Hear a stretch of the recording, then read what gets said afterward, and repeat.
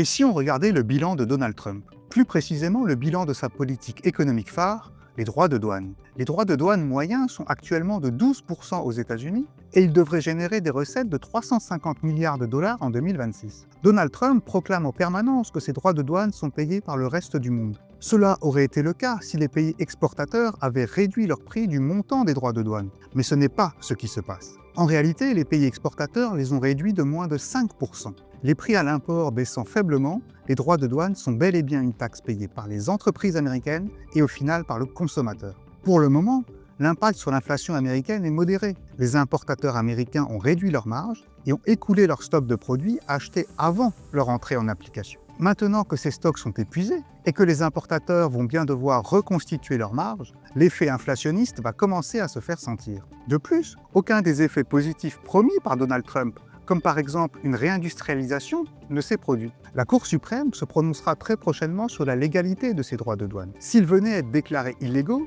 Donald Trump s'empressera de crier au complot. Mais en vérité, une telle décision lui permettra de mettre un terme à une politique néfaste à l'économie américaine. Et je prends le pari, bien qu'il dira le contraire dans un premier temps, qu'il ne cherchera pas à les remettre en application.